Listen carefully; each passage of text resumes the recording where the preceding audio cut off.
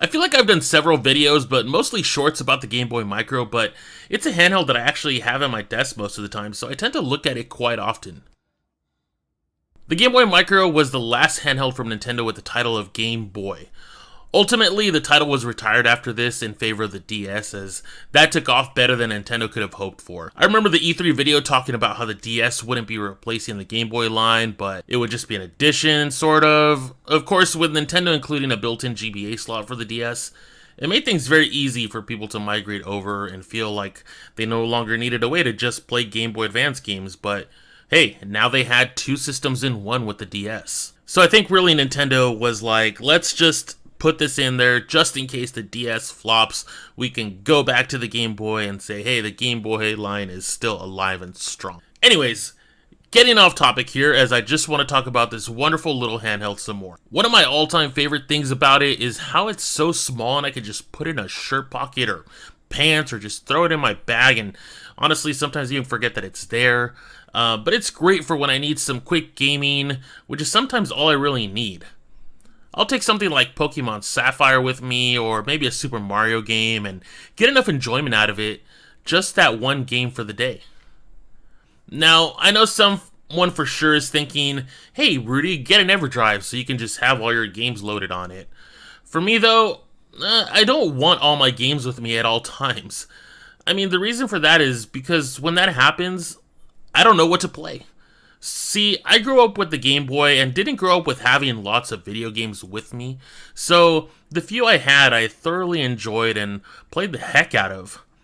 If I have a full library of games with me, I will not really know what to play, but if I take just one with me for the day, then I know I will be playing just that one game and enjoying it fully. So lately, I will take this with me and play that one game even for brief sessions. The Micro is great because you can just get it out and play a game right away. That's one thing I truly miss about older handhelds and consoles. There isn't this whole big menu thing in your way of what you're playing. You would grab the disc or the cartridge and power it on, and within seconds or a couple minutes, you're into your game. So I love that the Micro is just something I power on and the game is running right away. Now, the one thing I did notice is the third-party battery I bought on eBay is actually not that great, as the battery doesn't last as long as the original OEM one does. However, when I bought this Micro, the original battery only lasted about 30 minutes or so. This one probably gets maybe an hour and a half to 2 hours tops, which is kind of a bummer, so I'm going to be looking for a new battery that actually lasts 5 to 8 hours, the way that it actually should. If anyone knows of a really great Game Boy Micro battery, please let me know down in the comments. And also, the battery compartment is pretty easy to access, which is nice. So whenever you have to replace it, it's not that difficult to put in a new battery. And speaking of easy to access, the great thing about the Micro that I also love is how the front faceplate can be removed.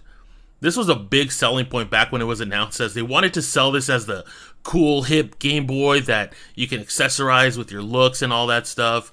Unfortunately, lots of the OEM faceplates are available online, but are fairly priced rather high. This one here is from eBay, and it's just a third-party one. But even then, these still go for like 15 or 20 bucks just for the faceplate. So, you know, unless you really want a big collection of faceplates, pick, 2 or 3 of them, and then you can swap between those. It is still really cool, though, that you can swap them out anytime you like. Now, of course, the Game Boy Micro is small, and, well, it lives by its name, Micro. I personally don't use it for long gaming sessions, but for quick, brief sessions of 15 to 30 minutes tops. The reason for me is my hands will get tired of holding it for that long, but obviously that's going to vary for everyone. For me, though, it's just something that I'm going to play when I, need a quick gaming session. I also know that a big deal breaker for some was the inability to play Game Boy games, but, I've said it before, you don't want some big cartridge sticking out of this thing. I don't care how badly you want to play Hamtaro, Ham-Hams Unite on this thing, you just can't.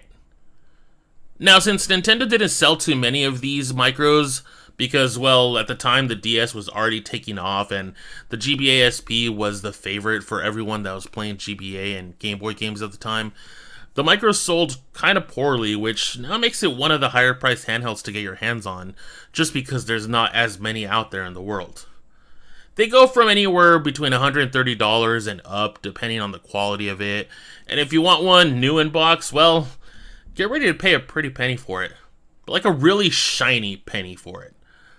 I remember buying this back from someone in 2018 on Facebook Marketplace. He was selling it for about $80 with a couple of kids games, so clearly it was someone that was just trying to get rid of a kids gaming toy and didn't know the value of it that much. I mean, I sure as hell wasn't going to say anything, but I thought about it. Does that count for my morality, I guess? Alright, anyways, so we want to talk about the features. So, for the most part, it's pretty standard. You got your power button down here, or, power slider. And you got your, whoa, is that a headphone jack? We'll all be damned. Nintendo brought back the headphone jack for the Micro after removing it for the GBA SP models. Yeah, it's kind of strange. On the right side, you got your volume rocker, which is also used to lower and brighten up the screen. You can do that by pressing the L button and moving this up and down. The L and R buttons actually feel great, and I'm glad they are long like this instead of just on the edges like the SP. They also introduced a new charging port because, of course, it's Nintendo, and they just can't decide on something quite uniform amongst its handhelds.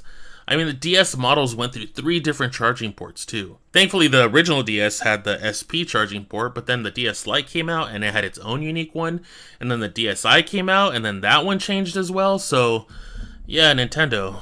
My god. The one thing they did remove was the link cable port, which now requires an adapter that connects here. I don't know, I guess by this point, were people still really using the link cable to do stuff? I guess by that point, Pokemon was still a thing, but I don't know. I feel just people weren't really doing link cable stuff all that much anymore. So to wrap things up, the Game Boy Micro is a nice little handheld that said goodbye to the Game Boy line. Would I recommend this as your primary Game Boy Advance? Probably not. I'd stick with something like the Game Boy Advance SP, as you can still play original Game Boy and Game Boy Color games on it, and it's a foldable form factor, still makes it pocketable, and it helps protect the screen. This is a nice addition to the Game Boy, but I would not call it my primary one. And for the love of quesadillas, I do not want to just mod a DS so I can play all of these games on it.